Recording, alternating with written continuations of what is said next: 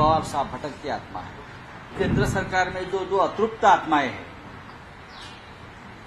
अतृप्त आत्माएं तो चंद्रबाबू नायडू और नीतीश कुमार जी, पहले आप उस अतृप्त आत्मा के समाधान करो। जैसे पवार साहब ने कहा, भटकती आत्मा किसी का पीछा नहीं छोड़े, ये सच है। जिस प्रकार से कैबिनेट का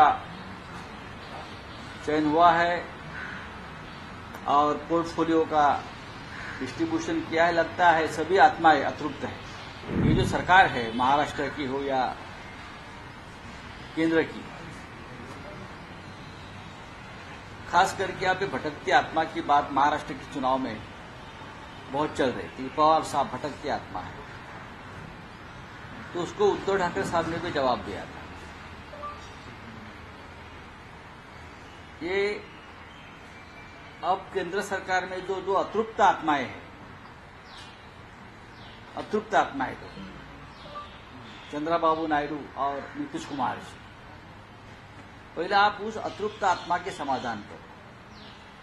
और जैसे पवार साहब ने कहा, भटकती आत्मा किसी का पीछा नहीं छोड़े, ये सच है।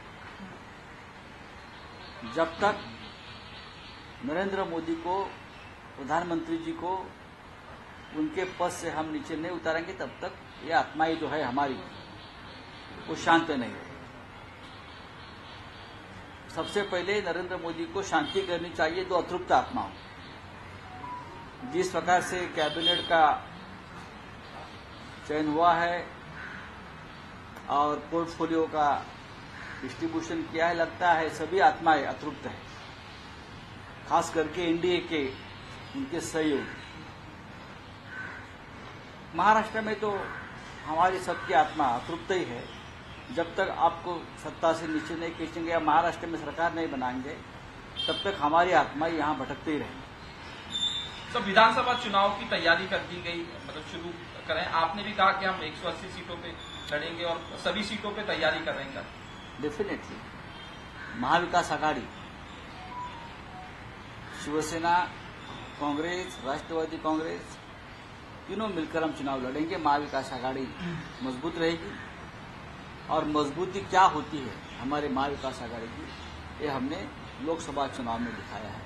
उससे भी मजबूती से हम विधानसभा चुनाव लड़ेंगे और महाराष्ट्र में हम सत्ता बनाएंगे। सीटों की बात की, कल आपने झुंझुना दे दिया गया है। आम आदमी पार्टी कह रही है कि लोगों को झुंझुना दिया ये तो है, मोदी ने 10 साल में यही दिया है ना।